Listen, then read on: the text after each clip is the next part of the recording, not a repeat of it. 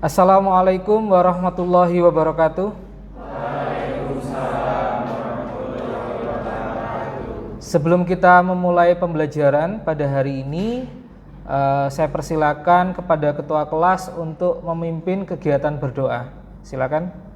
Sebelum memulai pembelajaran pada hari ini, marilah kita berdoa bersama-sama. Berdoa mulai.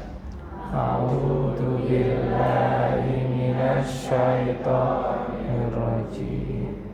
Bismillahirrahmanirrahim. Raditu billahi rabban wa bil islami dinan wa bi Muhammadin nabiyyan wa rasulah. Rabbi zidni ilma warzuqni fahma.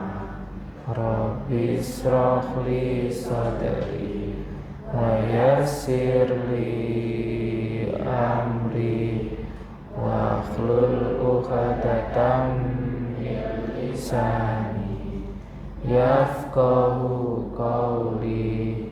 Amin ya rabbal alamin. Baik, sebelum saya memulai pembelajaran pada hari ini, saya ingin mengecek terlebih dahulu untuk presensinya ya. Jadi hari ini siapa yang tidak hadir? Haris sakit. Kodrat izin ya, izin ada acara keluarga. Berarti hanya 2 orang aja ya. Baik. Atika izin, Amanda sakit, terus Fariza, ya baik. Sudah hanya itu? Ya baik.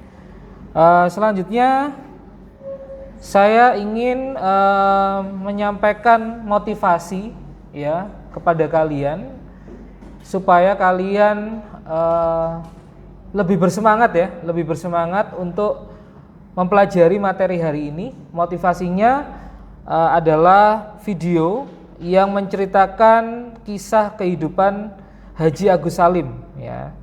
Nah, ini saya putarkan sebentar. Mohon disimak.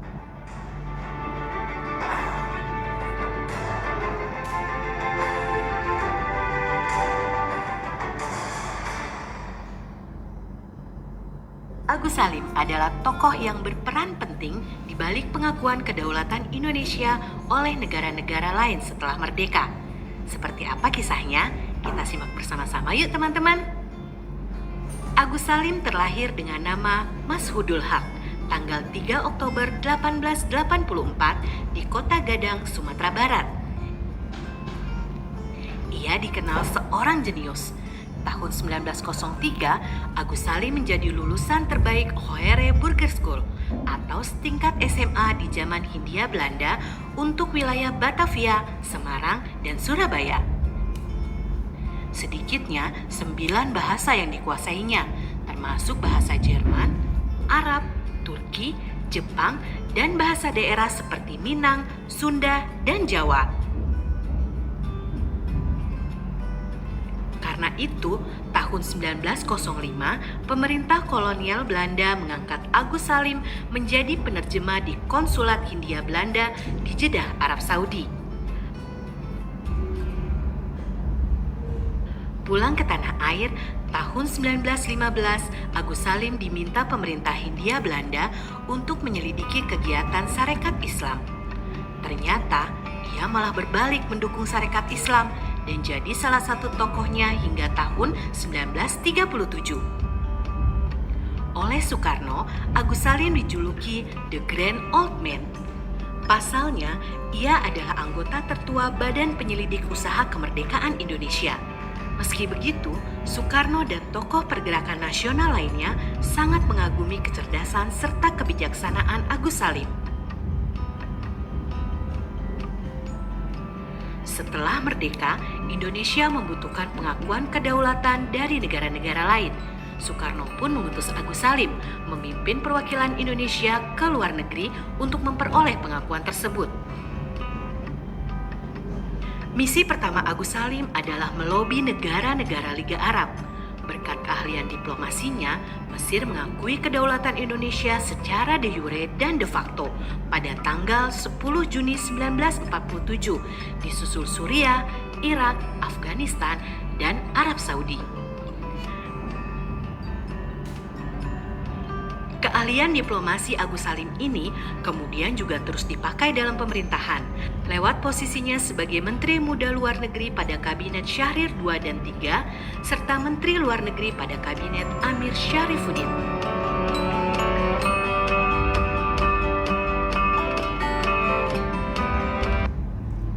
Baik, itu tadi adalah sekilas kehidupan Haji Agus Salim ya.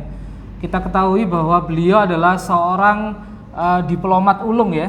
Kemampuan berpikir beliau itu sungguh luar biasa ya, sangat cerdas, kemampuan argumentasinya luar biasa, tidak diragukan lagi, sehingga kita harus bisa meneladani ya, mencontoh kehidupan Agus Salim ya, Haji Agus Salim melalui pembelajaran menulis argumentasi yang kalian pelajari hari ini, begitu ya. Nah, jadi semoga motivasi tersebut bisa membuat kalian lebih bersemangat lagi untuk belajar bagaimana mengolah argumentasi, beropini, berpendapat yang logis dan berdasarkan pada fakta ya, atau teori yang relevan atau teori yang sahih, begitu ya. Nah, berikutnya adalah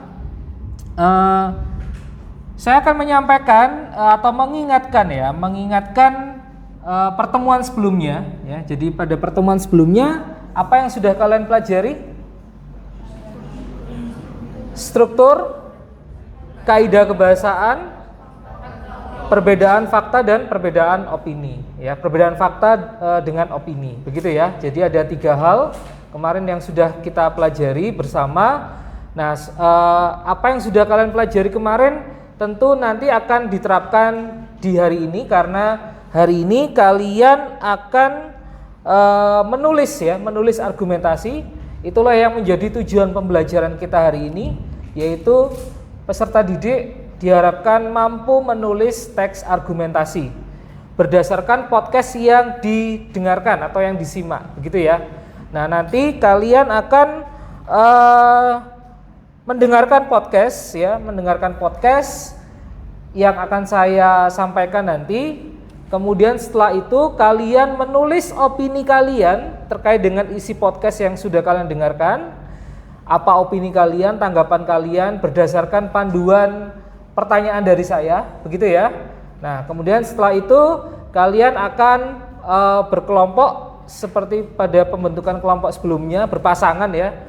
Setelah ting, kemudian pair, kemudian setelah itu kalian diskusikan di dalam kelompok itu bagaimana jadi 2 orang, 2 kepala yang berbeda, 2 pendapat yang berbeda, silakan disatukan, diskusikan kira-kira opini apa yang tepat ya, argumentasi apa yang tepat. Kemudian juga kalian harus bisa mencari data pendukungnya ya, atau referensi. Ya, referensi untuk bisa mendukung opini yang kalian sampaikan. Jadi tidak hanya sekedar beropini, berargumentasi, tapi juga mendasarkan pada fakta atau data yang sahih ya, yang valid, yang akurat. Begitu ya. Halo, bisa dipahami? Ya, baik. Jadi itu untuk garis besar pembelajaran hari ini ya. Saya tekankan sekali lagi bahwa pembelajaran kali ini manfaatnya luar biasa, karena kemampuan argumentasi itu menentukan kalian di masa depan apakah kalian bisa menghadapi masalah yang kalian temui dalam kehidupan atau tidak. Begitu kita dapat masalah, melalui kemampuan argumentasi, melalui kemampuan analisis, kalian bisa mencari alternatif solusi ya, untuk bisa menyelesaikan masalah yang kalian hadapi dengan cara berpikir secara kritis, begitu ya, kritis dan logis. Oke, baik.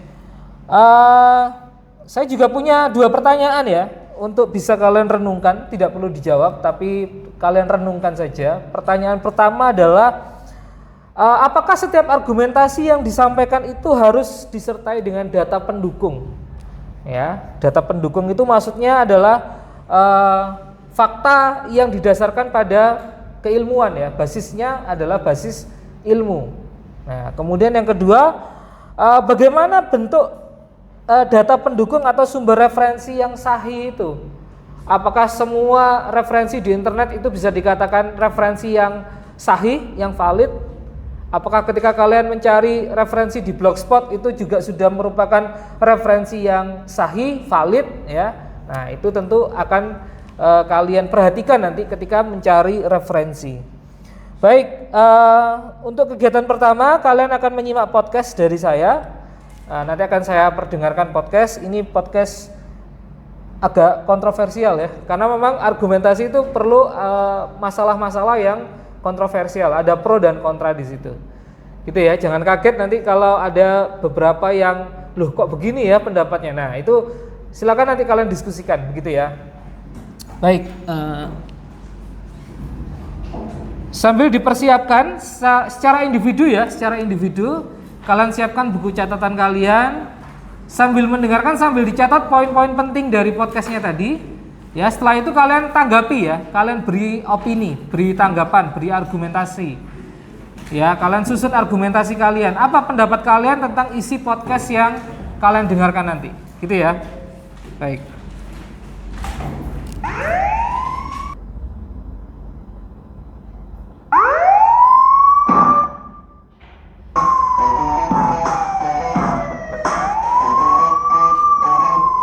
Kembali lagi di Noise bersama saya Tretan Muslim dan saya Coki Pardede yang sudah bersih namanya. Ya. bersih karena saya sudah mencuci nama saya dengan air banjir. Waduh, kan sudah saya tolong bersih, kenapa Anda kotorin lagi? Udahlah, maksud gua apa? Udah itu akan selalu melekat sama gua sampai kapanpun. Iya, maksudnya dinikmati aja, bro. Maksud masa ente sekarang dijuluki Coki Banjir? Gua dijuluki Coki pengendali air, Bang. Kayak ini, kayak avatar gitu, ada pengendali tanah. Gua kalau bercandain longsor, Coki pengendali tanah pasti. Kalau gua bercandain Australia kemarin, Coki pengendali api. Jadi kayak ini avatar. Semua elemen ya? Iya. Ya udah Coki. Karena ente sudah kembali dan sudah bebas ngomong ya. Iya, dari kemarin juga bebas-bebas ngomong Bebas aja, tapi ngomong. tidak di Twitter. Karena banyak orang bijak di Twitter. Iya, nggak apa-apa. Anyway, kita sekarang kemarin kita sudah membahas bersama Dono tentang sepak bola. Tentang sepak bola. Jadi pembahasan mengenai sepak bola itu ini for the record ya. Itu kita sangat berhati-hati sekali. Karena cukup bahaya ya. Cukup bahaya. Kita tidak mau memperkeruh suasana. Betul. Kan ini memang kenyataannya bahwa supporter nih ada yang panas-panasan. Betul. Jangan sampai gara-gara podcast kita makin Karena menurut gua Pak, makin ke masa depan, mungkin agama makin ditinggalkan, tapi sepak bola tidak pernah ditinggalkan. Enggak harus ke masa depan. Ente sekarang sudah meninggalkan agama. Tapi maksud gua kecenderungannya di seluruh dunia orang kan makin apatis, makin agnostik, ngerti nggak? Iya, Dengan iya. kepercayaan tertentu. Iya. Tapi sepak bola itu kekal, Pak. Bahkan di Brasil itu Pak, Betul. ada agama sepak bola. Oh, di Bukan. Argentina yang Maradona ya? Maradona. Ya juga. Maradona jadi Tuhan ya kan? Ya, terus Gokil di banget, Brasil bro. itu sepak bola itu menjadi agama gitu. Iya. Makanya di Brasil tuh di gang-gang tuh nutup jalan tuh. Ki. Oh iya, untuk ibadahnya kan? Iya. Ya, anak-anak. Ibadah apa ini? Ini main bola. Tapi sebegitu powerfulnya sepak bola, Pak. Ya, apalagi di Amerika Latin, di Ya, makanya di daerah bahkan Brasil. di Timur Tengah pun sepak bola tuh digandrungi loh, Pak. Apa? Enggak di Timur Tengah. Ada juggling granat di Timur Tengah. Enggak, ente. gue serius. Di Timur Tengah itu kan daerah konflik, Ya. tapi mereka tetap mencintai sepak bola. Makanya kontingennya tetap ada di Piala Dunia, misalnya Mesir Oh iya. atau apa. Karena memang terlepas dari mereka hidup dalam teror, hidup dalam perang saudara atau apa, sepak bola tuh tetap jadi olahraga. Lo bayangin, cuman cuman sepak bola olahraga yang bisa disukai di seluruh daerah, mau konflik atau enggak begitu. Iya. Makanya ngeri Pak kalau gue sih lebih ngeri menyinggung sepak bola daripada menyinggung agama ya kalau gue ya. Lebih bahaya, Bro, lebih jelas ininya. Kagak ada azab, Bro. Ngata-ngatain sepak bola enggak ada azabnya, Bro. Iya, azabnya manusia. Apa? Manusia langsung turun tangan. Supporternya langsung diazab supporter itu. Tapi kita kali ini juga ada topik yang tidak kalah kontroversi. Wah, apa nih? Sebentar lagi mungkin lu akan mengalami masalah ini, tretan muslim. Kenapa tuh? Mungkin banyak yang nggak tahu, atau sebenarnya kayaknya orang udah banyak yang tahu ya, bahwa istri dari tretan muslim sekarang sudah hamil. Selamat buat tretan muslim.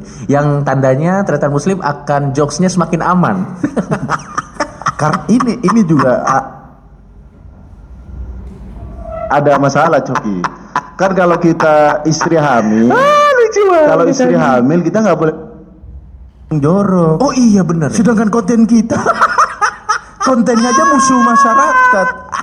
Syuting sama Coki, bagaimana saya ngomong halus. Tahu udah ke Coki. Tapi udah masih terlalu dini ya untuk mengetahui apakah anak lo laki-laki atau perempuan. Belum, masih 5 bulan kayaknya baru. Setelah 5 bulan baru Setelah ketahuan. 5 bulan. Feeling lo sebenarnya kan cowok cewek kan nggak masalah ya. Tapi lo lebih prefer apa? Kalau bisa milih. Walaupun sebenarnya mau cowok cewek nggak masalah. Cewek sih kayaknya. Tapi kalau istri pengennya cowok. Oh, lo kenapa lebih pengen? Bukannya cewek itu lebih susah ya dididiknya ya maksud gue? Karena kita nanti topiknya akan berhubungan dengan ini. Kenapa bukannya cewek itu lebih bukannya lo lebih deg-degan kalau punya anak cewek gitu? Apa yang membuat lo lebih suka punya anak cewek daripada cowok? Enggak, semuanya deg-degan bro punya anak bro. Begitu dites hamil, pertanyaanku selanjutnya ngapain? Kemarin kan aku ini istriku hamil, isi aja terus isi. Begitu hamil, waduh. apa selanjutnya? Tapi sebenarnya kalau menurut gua, nah lo kan udah bisa dibilang seorang bapak belum sih? Bisa, bapak. Lagi dalam Bapak pre-order, bapak. Karena sebentar lagi kan jadi bapak. Lu kalau nanti jadi seorang bapak, Ya. cita-cita lo pengen jadi Kan jadi bapak. Lu kalau nanti jadi seorang bapak, Ya. cita-cita lo pengen jadi seorang bapak yang asik, seorang bapak yang kolot, lu pengen jadi bapak yang kayak gimana? Lu pasti ada gambaran dong. Ya, kalau aku sih pengen jadi bapak yang demokrasi, Cok. Maksudnya ngelarang sesuatu, nyuruh sesuatu. Ada alasannya? Ada alasannya, dikasih tahu. Misalnya ngerokok. Aku tidak menutup kemungkinan misalnya suatu hari anakku ngerokok. Nggak mungkin aku tampar-tampar. Nggak mungkin, Pak. Nggak mungkin, Pak. Karena dia mungkin nanti berhenti ngerokok gara-gara takut. Bukan karena tahu itu salah. Bukan karena sadar. Oke. Kalau aku misalnya anak SD, SMP lah, SMA ngerokok, nggak aku tempeleng. Aku aja ke rumah sakit paru. Aku nginepin sama pasien TBC itu. Yang udah sekarat ya, Yang Bay? batuk darah. Lihat kamu nanti seperti ini. Bapak yang jaga. Bukan karena paru-parunya jebol. Bapak ngantuk jaga kamu. Duit saya yang jebol, nak. Kalau ditempeleng kamu sakit sekali, udah. Tapi kalau kamu paru-parunya jebol TBC, jadi bapak-bapak ini muntah darah tiap malam, paru-paru. Sama ini bro, menurut gua selain lo kasih tahu ke pasien yang begitu, lo tunjukin ngantrinya BPJS. Nah, iya pak, yang real bro. Yang real pak, itu Kalau pasti ditempeleng, iya. udah, dia diem-diem Kadang ngerokok. gini pak, kadang kan kalau di rokok itu kan ada gambar orang paru-parunya bolong, kadang udah kebal. Udah kebal nggak peduli. Tapi kalau kita suruh coba lihat kamu nanti. Tapi kan aku kan walaupun paru-paru nanti ada BPJS. Iya memang ada asuransi. Coba kamu lihat. Antrinya lama. Berarti harusnya bungkus rokok tuh gambarnya antrian BPJS Pak. Antri lama, ngurusnya lama, dioper-oper ke rumah sakit. Wah susah. Daripada penyakitnya lebih serem prosesnya. Jadi bukan takut sama penyakit. Tapi real itu. Nah, tapi kan nggak semua orang tua punya kayak gini. Ya. Makanya topik kita kali ini sangat menarik dan mungkin akan relate sama lo. Benar. Topik kita kali ini dan mungkin akan relate sama para noise yang dengar kita pada hari ini. Siapa tahu para noise juga mengalami masalah yang Saya yakin paranoid ini udah tiba-tiba orang-orang durhaka buat orang tua. Anda mendengarkan ini aja udah kebaca, pasti Anda berlawanan dengan orang tua. Topik kita kali ini adalah menurut kita berdua boleh dan dianjurkan untuk melawan orang tua. Sabar, saya tidak ngomong dianjurkan ya. Ralat, Coki doang yang tadi pas meeting nggak begitu. Kita Pas ini paranoid, wah ini aku tunggu nih. Oh langsung ngambil. Pas ini paranoid, wah ini aku tunggu nih. Oh langsung ngambil catatan. langsung diajak denger. Langsung orang diajak tuanya. dengar. Gitu. Nah kita akan jelaskan kira-kira melawan yang bagaimana yang kita dukung. Benar. Baik, itu tadi podcast yang sudah kalian dengarkan. Nah, sekarang tugas kalian secara individu dulu ya. Silakan ditulis poin-poin argumentasi kalian. Jadi ini murni pendapat kalian ya. Apa tanggapan kalian? Nah, kemarin saya sampaikan bahwa harus jelas ya, kalian berada di posisi yang mana? Sisi yang pro apa sisi yang kontra terhadap isi podcast tadi? Kalau di podcast tadi dikatakan bahwa kita boleh melawan orang tua.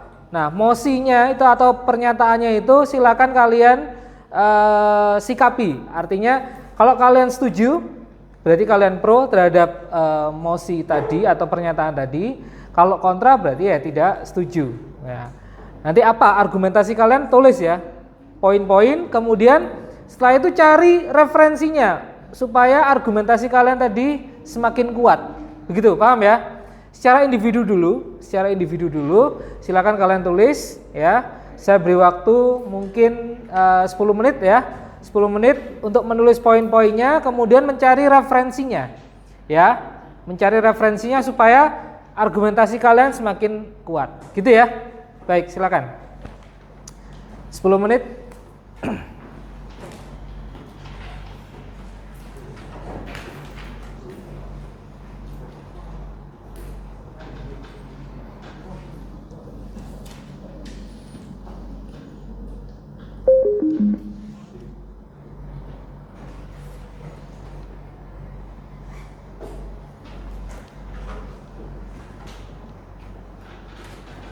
Ya, silakan ditulis poin-poinnya saja.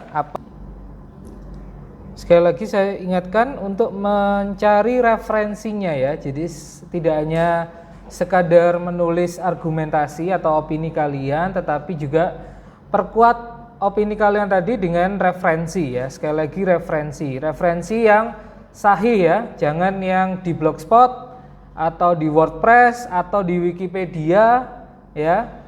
Carilah referensi yang berupa website resmi perguruan tinggi mungkin ya, atau lembaga-lembaga pemerintah yang kredibel, BPS mungkin ya, websitenya BPS, Badan Pusat Statistik ya mungkin. Kalau kalian menggunakan data statistik, ya jadi cari referensi yang akurat, yang sahih.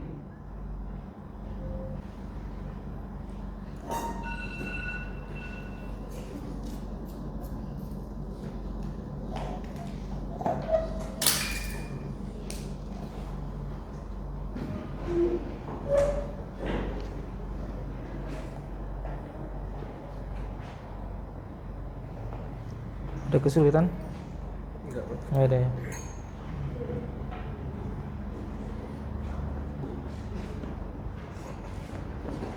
Jangan lupa referensinya ya. Jangan lupa referensinya.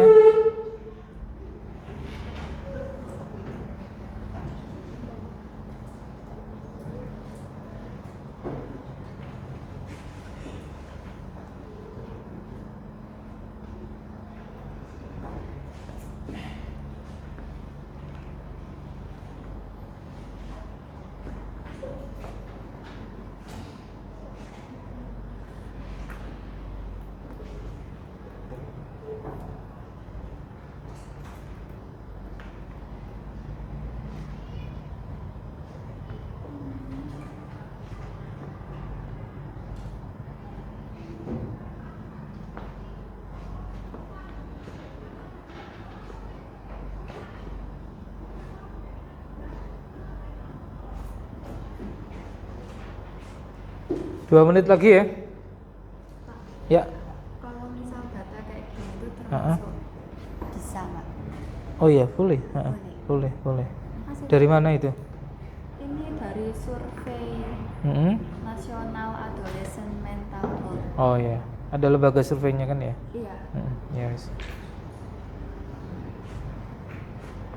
Ada kesulitan?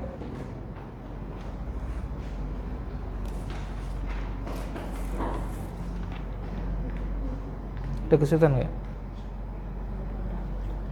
Nggak ya?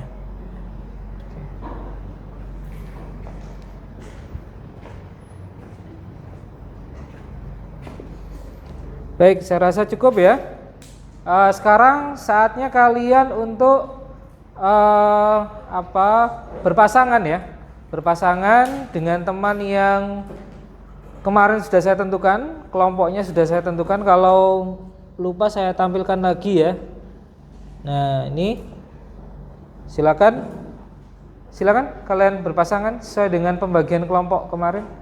Kalau ada yang tidak hadir hari ini maka bisa bergabung dengan yang masih sendiri gitu ya. Atau kalau ganjil bisa bertiga begitu ya. Silakan. Yuk.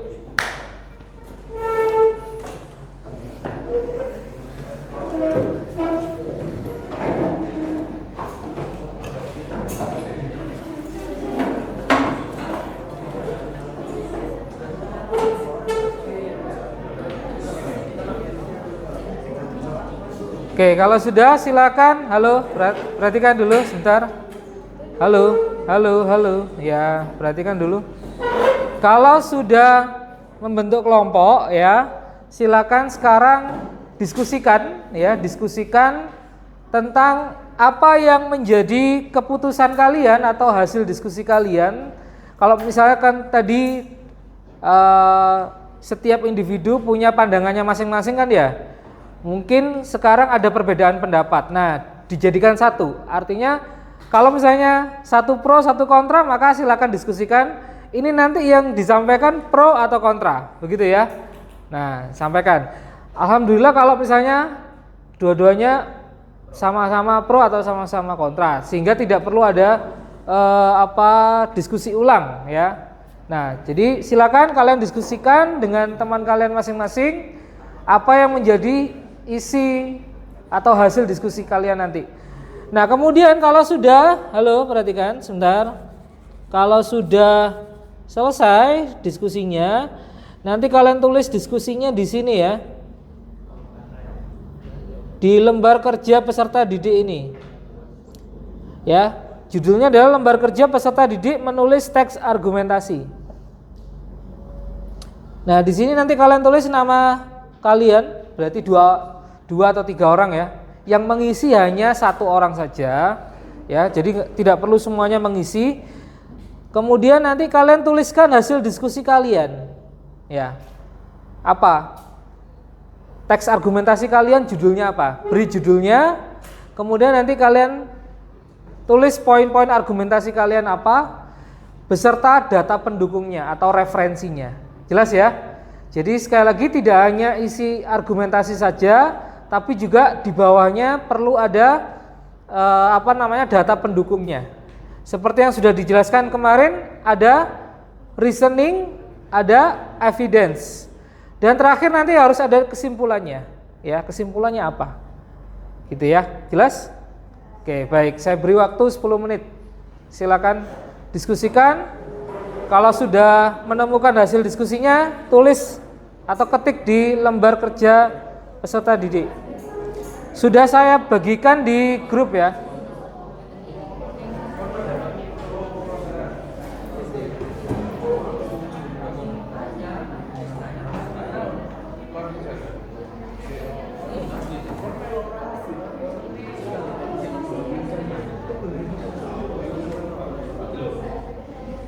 Ya, pro kontra? Pro ya? Nah, ya.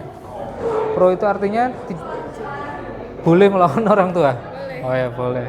Nanti tinggal merancang ininya aja ya, apa namanya?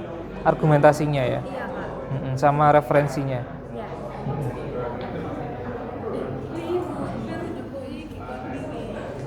Atau disisipkan gambar kan bisa juga ya di situ.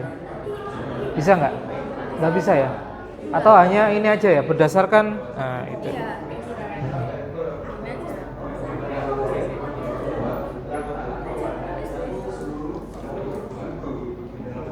Ini ada dua link, Pak. Kenapa? Ada dua link. Iya, yang satu kan refleksi. Itu nanti setelah selesai kegiatan pembelajaran. Kalau ini yang menulisnya.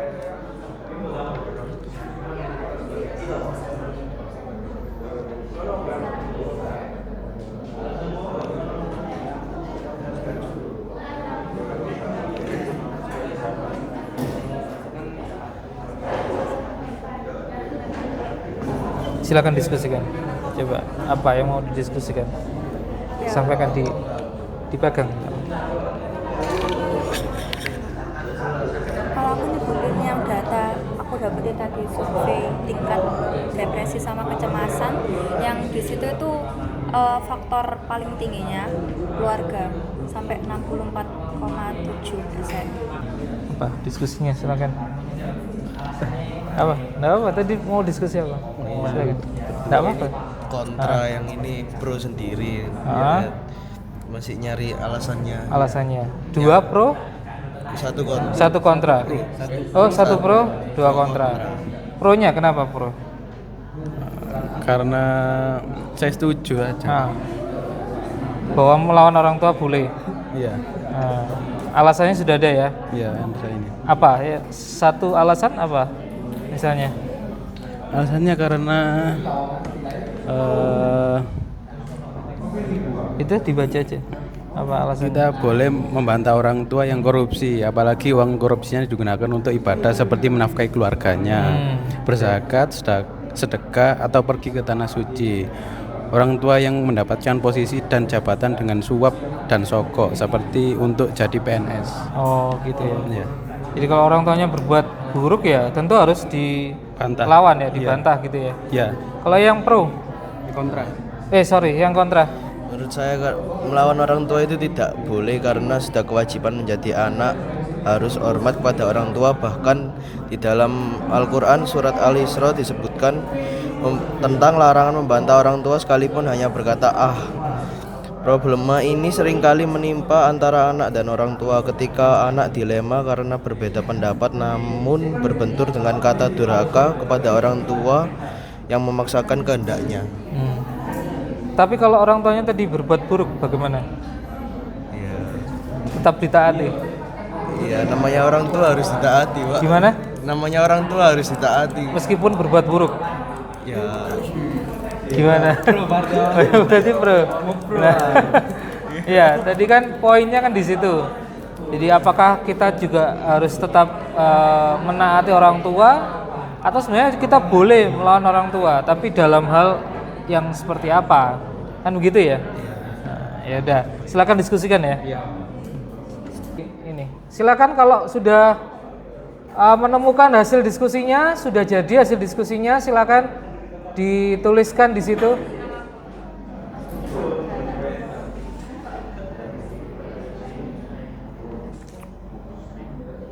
Nama lengkap ya, nama lengkap siapa dan siapa. Kalau 3 orang ya berarti 3 orang.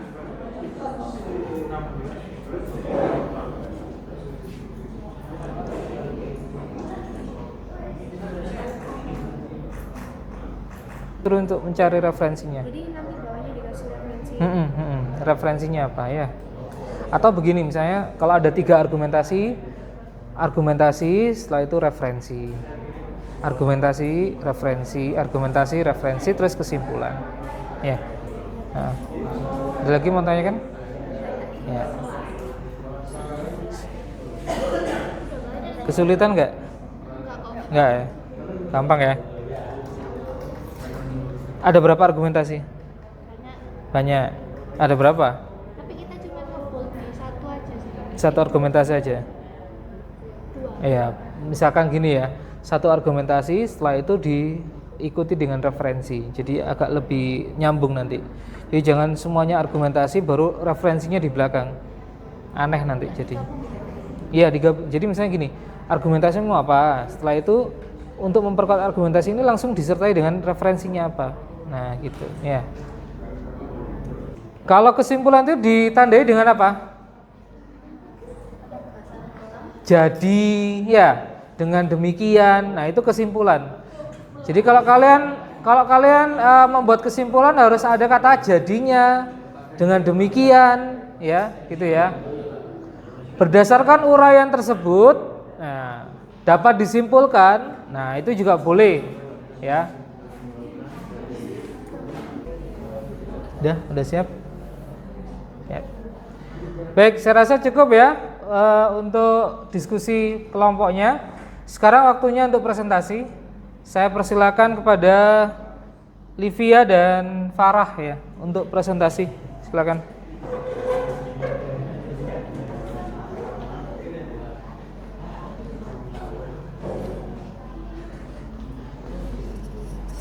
Salam, nama, setelah itu hasil diskusinya apa?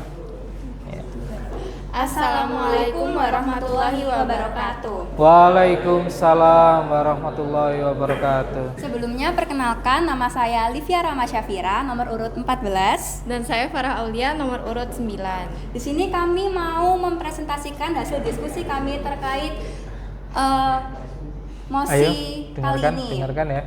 Kami setuju atas podcast kali ini karena jika ada perbedaan pendapat, kita boleh melawan untuk memecahkan masalah perbedaan pendapat tersebut.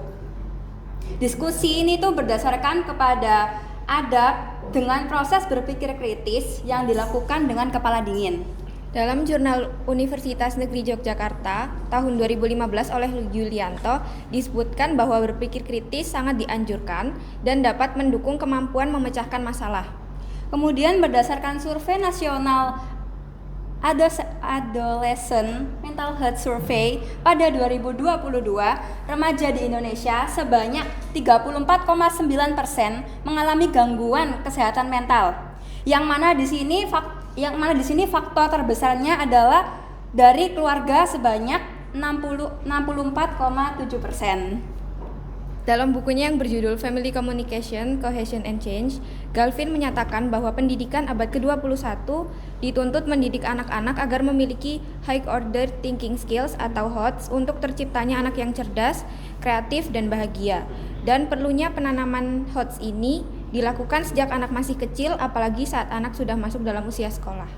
Maka dari itu kami setuju atas mosi bahwa kita sebagai anak boleh melawan orang tua. Apalagi di sini kadang-kadang kalau misalnya orang tua itu menjerumuskan kayak kita ke hal-hal yang buruk, di situ kita bisa melawan. Udah, kesimpulannya berarti? Kesimpulannya kalau kami setuju boleh melawan orang tua atas dasar kalau misal ada perbedaan pendapat. Terus kalau misal mau berdiskusi itu harus dilakukan dengan kepala dingin. Dengan cara yang baik juga, ya. Dengan kalimat yang santun gitu ya. Jadi tidak boleh kasar atau bernada tinggi begitu ya. Nah, itu poin pentingnya di situ. Itu kesimpulannya ya. Boleh melawan orang tua asalkan dengan cara yang baik, suaranya direndahkan, kemudian memberikan argumentasi yang logis begitu ya. Dan juga ada data pendukungnya atau referensinya. Supaya orang tua itu juga mendapat pengetahuan baru dari kita gitu ya. Nah, sehingga tahu masalah yang sebenarnya seperti apa dan keinginan kita sebagai seorang anak itu bisa menjadi lebih jelas untuk disampaikan kepada orang tua, gitu ya? Iya. Baik, terima kasih. Tepuk tangan dong untuk Livia dan Farah. Silakan. Ya. Baik, setelah presentasi kelompok, ya, langkah selanjutnya adalah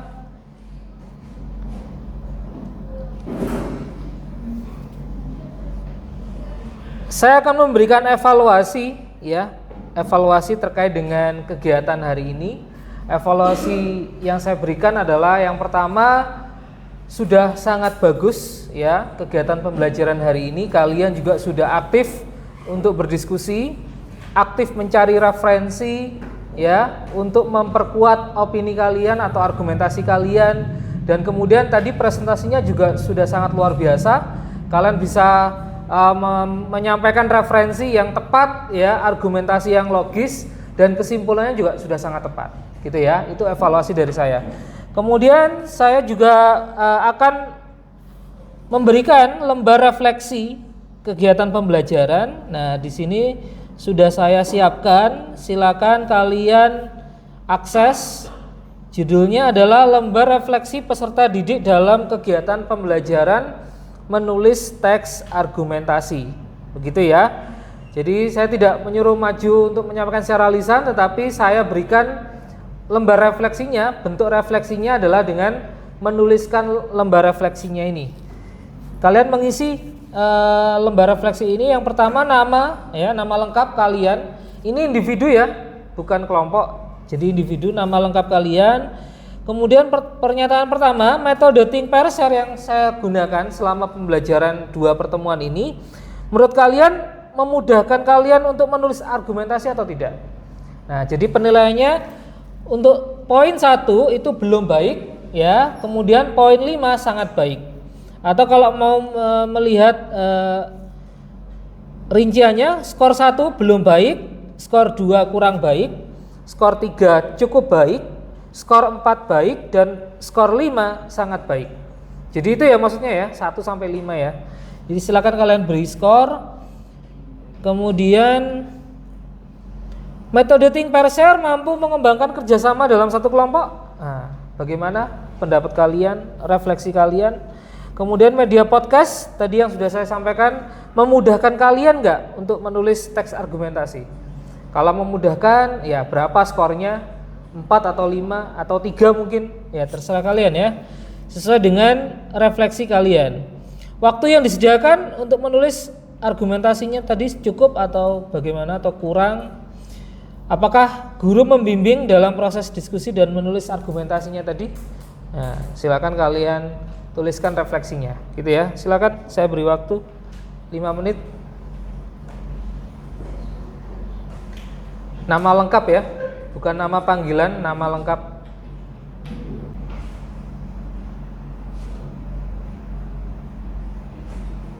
Ya, silakan fokus untuk mengisi lembar refleksinya.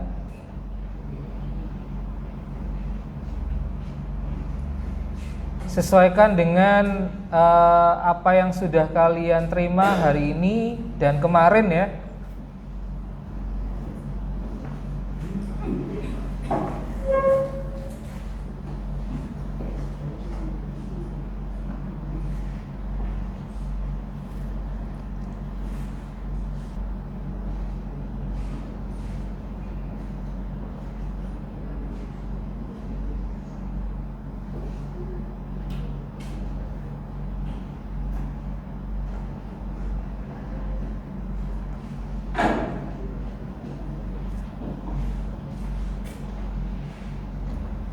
Baik, saya pikir cukup ya.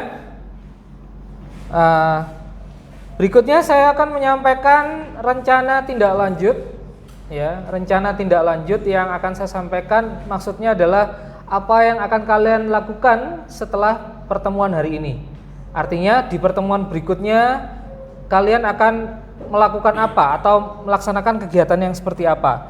Jadi pada pertemuan berikutnya kalian akan menyusun pembuka dan penutup podcastnya. Ya, tadi kan ada pembukanya. Seperti apa pembukanya, kemudian nanti penutupnya seperti apa.